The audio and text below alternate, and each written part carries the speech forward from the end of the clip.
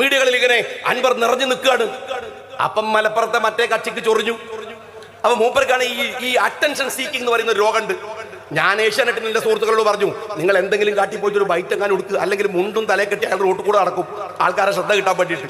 ആ ജാതി ഒരു ചങ്ങായിയാണ്.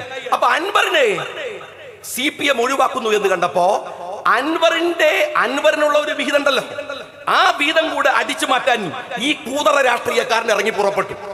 എന്നിട്ട് പറയാൻ, ഞാൻ പറഞ്ഞാളൂ, ഞാനൊരു പ്രത്യേക വെബ്സൈറ്റ് തുടങ്ങുകയാണ്. എന്തിനാ അഴിമതി തുറന്നു കാണിക്കാൻ?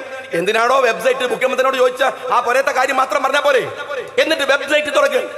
എന്റെ ഉടമകൾ ആരുമല്ല, പമ്പിച്ച വർത്താനം. ഞാൻ രാഷ്ട്രീയത്തിലേക്കില്ല, രാഷ്ട്രീയത്തിൽ മത്സരിക്കാനില്ല. അറിയാം നീ എക്സ്പോസ്ഡ് ആണ്, പഴയ കള്ളത്തരങ്ങൾ കൊണ്ട് നീ ജയിച്ചു വരാൻ കഴിയും. ഞാൻ വെല്ലുവിളിക്കുകയാണ്. ധൈര്യമുണ്ടെങ്കിലും മലപ്പുറത്തെ ഏതെങ്കിലും ഒരു മണ്ഡലത്തിൽ വന്ന് മത്സരിക്കുക. ധൈര്യമുണ്ടെങ്കിൽ അത് വെല്ലുവിളിയാണ്, അത് വെല്ലുവിളിയാണ്. മത്സരിച്ചിട്ട് എന്നോട് പാർട്ടി പറഞ്ഞിട്ട് പോയിട്ട് നേരെ നിൽക്കാൻ പറഞ്ഞാൽ നേരെ വന്ന് നിന്ന് തരും. ധൈര്യമുണ്ടോ മത്സരിക്കാൻ? എന്നിട്ട് CPM എന്ന് പറയുന്ന ഒരു കക്ഷിയെ പേടിപ്പിച്ചിട്ട്, CPM എന്ന് പറയുന്ന ഒരു കക്ഷിനെ പേടിപ്പിച്ചിട്ട് രാജ്യസഭാ സീറ്റും ഒപ്പിച്ചെടുത്തിട്ട് പിറ്റേ ദിവസം പത്രക്കാരോട് പറയാൻ കൂളായിട്ട്. ഒരു മനുഷ്യന്റെ നിലവാര തകർച്ചകൾ ആലോചിച്ച് നോക്കണം. പത്രക്കാരെ ചോദിച്ചു, നിങ്ങൾ എന്തോ പറയുന്നു പറഞ്ഞല്ലോ. അത് ഞാനൊരു ട്രിക്ക് എടുത്തതാണ്. ട്രിക്കേ, വെറും ട്രിക്കാണ് ഈ ചങ്ങായിന്റെ ജീവിതം മുഴുവൻ. ട്രിക്ക് കൊണ്ട് ജീവിക്കാൻ. അപ്പൊ പിന്നെ ട്രിക്കല്ലേ എടുക്കാൻ പറ്റൂ. എനിക്ക് CPMകാരോടാണ് വലിയ നിസ്സഹായത തോന്നുന്നത്. നിങ്ങളുടെ നിസ്സഹായതയിലാണ് എനിക്ക് സങ്കടം തോന്നുന്നത്. നിങ്ങൾ മനസ്സിലാക്കണം. നിങ്ങളെ ഇത് ചൊറിയും. എന്താ പറയുക? നിങ്ങൾ EMS സ്വർഗത്തിൽ പോകും. ആയിക്കോട്ടെ, പോയിക്കോട്ടെ, എന്താ കുഴപ്പം? AKG സ്വർഗത്ത് പോകും, നല്ല കാര്യം. ഗാന്ധിജി സ്വർഗത്ത് പോകും, ഞങ്ങൾക്ക് പെരുത്ത് സന്തോഷം. പക്ഷെ ഞങ്ങൾ പോകുന്നുള്ള കാര്യത്തിൽ ഞങ്ങൾക്ക് ഉറപ്പില്ലാത്തതുകൊണ്ടാ പറയാത്തത്. ഉറപ്പില്ലല്ലോ. മനുഷ്യൻ സ്വർഗം തേടിയുള്ള യാത്രയിൽ നമ്മളെ തന്നെ കറക്റ്റ് ചെയ്യുന്നുണ്ട്. അതാ ഇസ്ലാമിന്റെ ഒരു സ്വർഗത്തിലേക്കുള്ള യാത്രയിലെ മനുഷ്യന്റെ പ്രത്യേകത. അവസാന ഘട്ടത്തിൽ പോലും നമുക്കൊരു ഷഫാഅത്ത് കിട്ടാൻ, നമ്മളിൽ നിന്നൊരു നന്മയുണ്ടാവാൻ നമ്മൾ പ്രാർത്ഥിച്ചുകൊണ്ടേയിരിക്കുകയാണ്. ജീവിതത്തിൽ തെറ്റുകൾ ചെയ്യുമ്പോൾ നമ്മൾ ഓർക്കുന്നത് അല്ലാഹുവിനെയാണ്. സ്വർഗം എനിക്ക് പോയി പോകുമോ എന്ന ഭയമാണ്, അത് കിട്ടാതെ വരുമോ എന്ന ആശങ്കയാണ്. നമ്മൾക്ക് ഉറപ്പില്ലാത്തത് കൊണ്ട്, എന്റെ സ്വർഗത്തെ കുറിച്ച് എനിക്ക് ഉറപ്പില്ലാത്തത് കൊണ്ട് ഞാൻ ഗാന്ധിജിക്ക് സ്വർഗം എങ്ങനെ വാഗ്ദാനം ചെയ്യും?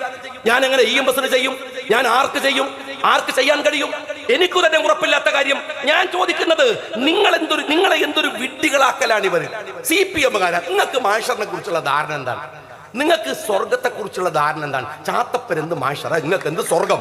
നിങ്ങൾക്ക് എന്ത് സ്വർഗം? നാട്ടുപുറത്ത് പറയാറില്ലേ അങ്ങനെ ഒരു വാക്ക് പറയാറുണ്ട്. ഞാൻ ചോദിക്കുന്നത്, നിങ്ങൾ എന്തിനങ്ങനെ വിഡ്ഢിയാവണത്?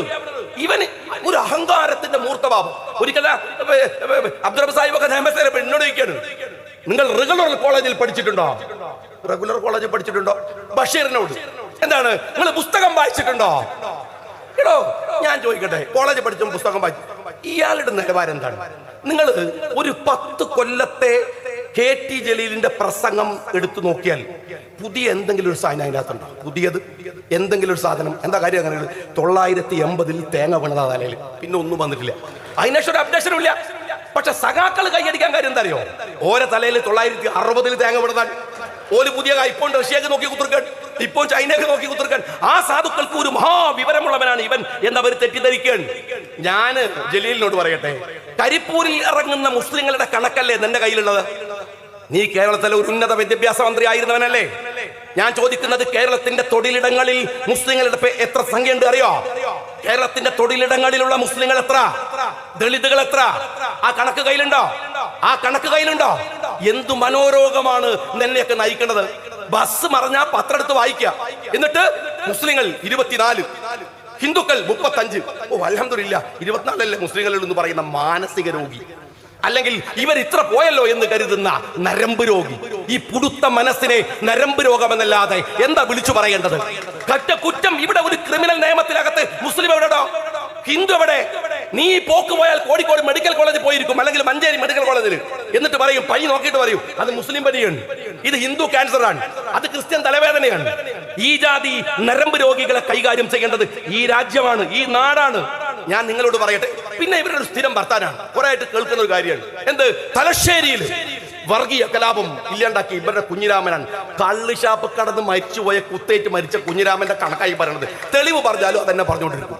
രണ്ടാമത്തെ കാര്യങ്ങള് മലപ്പുറം ജില്ല ഉണ്ടാക്കിയത് നിങ്ങളാണ്. ശരി, നിങ്ങൾ ഉണ്ടാക്കിയതാണ്. ഞങ്ങൾ നിങ്ങൾക്ക് കപ്പം തരണോ? മലപ്പുറം ഉണ്ടാക്കിയത് നിങ്ങൾക്ക് ഗുണ്ടാ പിരിവാണോ? നിങ്ങൾ ഇതിന്റെ കണക്കും വരും. എന്നാ പോയി കോട്ടയത്ത് ചോദിക്കണോ?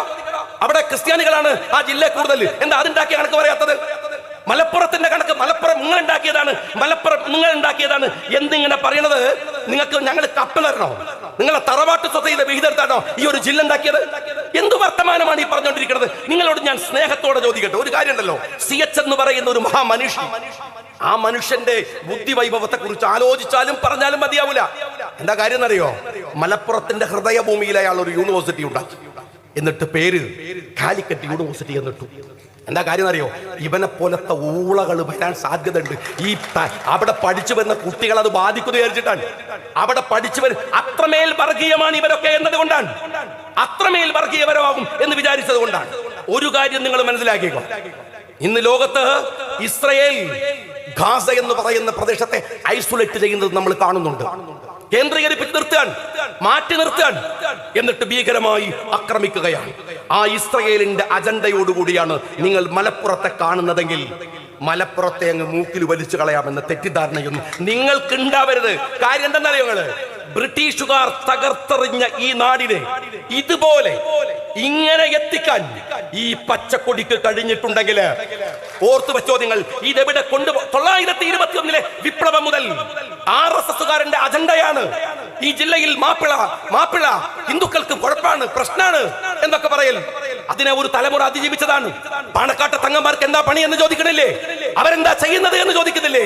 അവർ ഈ നാട്ടിന്റെ സൗഹൃദത്തിന്റെ കാവൽക്കാരാണ്, അവർ കാവലിരിക്കുകയാണ്, അവർ ഈ രാജ്യത്തിലെ കാത്തിരിപ്പുകാരാണ്. കാര്യമെന്ത്? അവർക്ക് ഈ സൗഹൃദത്തിൽ വലിയ പങ്കാളിത്തമുണ്ട്. ഈ മലപ്പുറത്ത് ജനസംഖ്യ വർദ്ധിച്ചത് എന്താണെന്ന് അറിയുമോ?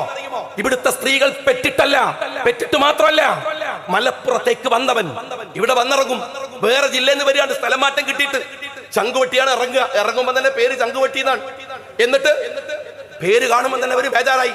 അപ്പം വീട്ടിൽ നിന്ന് അമ്മ വിളിക്കുകയാണ്, മോനെ എവിടെ എത്തി? ഞാൻ ഏകദേശം ഇവിടെ എത്തി. പിന്നെ വിളിക്കുക, ഒച്ചട്ട് വർത്താനം പറയാൻ പേടിയാണ്. ആ സാധുവിന് അവസാനം റിട്ടയർമെന്റ് കിട്ടിയാൽ പോലും മലപ്പുറത്തൊന്നും പോണില്ല. ആ പറഞ്ഞ അമ്മയെ കൂട്ടി ഇവിടെ വരികയാണ്. മലപ്പുറത്ത് ജനസംഖ്യ വർദ്ധിച്ചത് ഈ നാട്ടിൽ വന്നവൻ പോകാതെ ഈ മണ്ണിൽ താമസിച്ചതിന്റെ പേരിലാണ്. ആ കാര്യത്തില് ഞാൻ ഒരൊറ്റ കാര്യം ചോദിക്കട്ടെ, ഈ മലപ്പുറത്തിന്റെ വളർച്ചയിൽ ഈ പറയുന്ന ഊളക്ക് കേരളത്തിലെ ഉന്നത വിദ്യാഭ്യാസ മന്ത്രിയായിരുന്നിട്ടും ഒരു ഉറുപ്പികയുടെ ആനുകൂല്യം അല്ലെങ്കിൽ നന്മ ചെയ്തിട്ടുണ്ടോ? ഇല്ല. എന്നാൽ മലപ്പുറം ജില്ലാ പഞ്ചായത്ത് ഉണ്ടാക്കിയ വൃക്കരോഗികൾക്കുള്ള കാരുണ്യത്തിന്റെ നിറവിനെ തകർത്തു കളഞ്ഞതിവനാണ്. അറിയോ നിങ്ങള്? തകർത്തു കളഞ്ഞതിവനാണ്. അതാ അവിടെ മാത്രല്ല, ഇവിടെ നിങ്ങൾ ആലോചിച്ച് നോക്ക്, ജമാഅത്തെ ഇസ്ലാമിയുമായിട്ട് അതിശക്തമായ വിയോജിപ്പുകൾ ലീഗിനുണ്ട്. രണ്ട് സംഘടനയാണ്.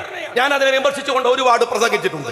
ഞാൻ പ്രസംഗിക്കുന്നത് ജമാഅത്തിന്റെ ആനുകൂല്യങ്ങളൊക്കെ പറ്റിയതിനു ശേഷമല്ല, അവരുടെ കോളേജിൽ പഠിക്കുമ്പോൾ അവർക്കെതിരെ അതവർക്കറിയാം. എത്രയോ എഴുതിയിട്ടുണ്ട്, എത്രയോ വിയോജിപ്പുകൾ ഇപ്പോഴും നിൽക്കുന്നുണ്ട്.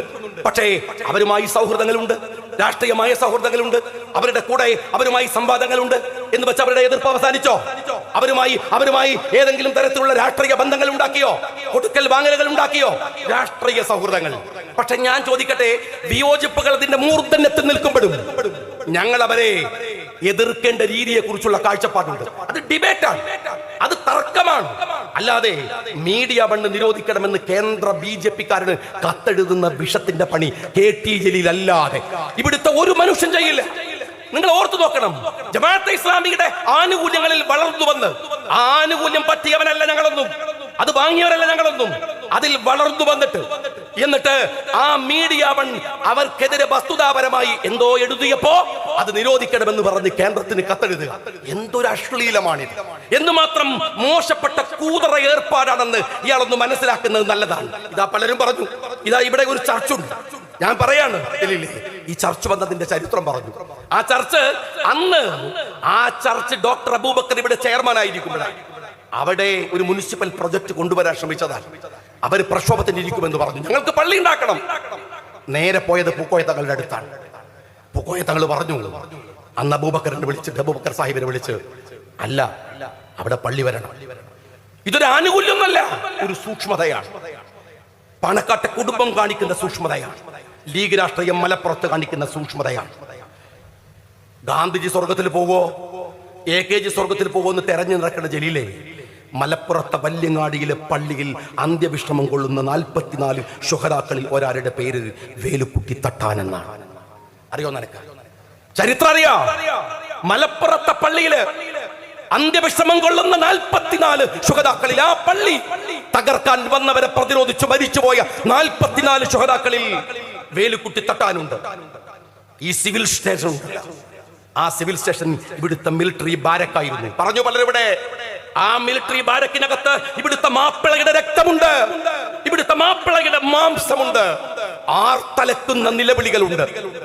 അവിടെയാണ് ജനാധിപത്യത്തിന്റെ സ്ഥിരാകേന്ദ്രമായി അവിടെ നിൽക്കുന്നത്. ഈ മലപ്പുറത്തെ തകർക്കാൻ നിങ്ങളുടെ ADGP ഒന്നും മതിയാവില്ല, മുഖ്യമന്ത്രി വിചാരിച്ചാലും കഴിയില്ല. കാരണം 21 നിന്ന് ഉയരെടുത്തു വന്ന ഒരു പ്രയാണമുണ്ട്, ഒരു ത്യാഗം. ഞാൻ ഒറ്റ കാര്യം പറയട്ടെ നിങ്ങളോട്. ഈ മലപ്പുറത്തിന്റെ തെളിനീരില് വിഷം കലർത്താൻ ബ്രിട്ടീഷുകാർ ശ്രമിച്ചിട്ടുണ്ട്, RSSകാർ ശ്രമിച്ചിട്ടുണ്ട്, പലരും ശ്രമിച്ചിട്ടുണ്ട്. ഉഗ്രവിഷമുള്ള രാജബെമ്പാല പിണറായി വിജയൻ ശ്രമിച്ചിട്ടുണ്ട്. എന്നിട്ട് നടന്നിട്ടില്ല. എന്നിട്ടാണ് വളാഞ്ചേരിയിലെ ഈ നീർക്കോലി വന്നിട്ട് വിഷം കലർത്താമെന്ന് വിചാരിക്കുന്നത്. രാജബെമ്പാലമാരുടെ വിഷത്തെ അമൃതാക്കി മാറ്റാൻ കഴിവുള്ള നേതൃത്വം ഇതാ ഇവിടെ ഇന്ത്യൻ യൂണിയൻ മുസ്ലിം ലീഗ് പാർട്ടിക്കുണ്ട്. ഞങ്ങൾ അങ്ങനെ തന്നെയാണ് ലീഗ് രാഷ്ട്രീയത്തെ കൊണ്ടുപോകുന്നത്. ഇതിൽ ഈ മലപ്പുറത്തെ വിഷം കലർത്താൻ നിങ്ങളുടെ നിലവിലുള്ള ADGP പോയിട്ട് ഇവിടുത്തെ മുഖ്യമന്ത്രി വേറെ വാപ്പമാർക്ക് എനിക്ക് ജനിച്ചു വരേണ്ടി വരുമെന്നേ ഞാൻ പറയുന്നുള്ളൂ. സാധ്യല്ല, സാധ്യല്ല. ഞങ്ങൾ ഇനിയും ചെറുനാരങ്ങ കലക്കി കൊടുക്കും, ഇനിയും കലക്കി കൊടുക്കും. ദാഹിക്കുന്നവന് ഞങ്ങൾ ഇനിയും ചെറുനാരങ്ങ കലക്കി കൊടുക്കും. അവന്റെ ദാഹത്തെ ആക്രമിക്കുന്ന രീതി ഞങ്ങൾക്കില്ല. ഞങ്ങള് നാരങ്ങ കലക്കി കൊടുക്കും, ഞങ്ങൾ പൂരം കലക്കൂല. മനസ്സിലായില്ലേ? പൂരം കലക്കി ഒരുത്തനെയും വിടുകയില്ല.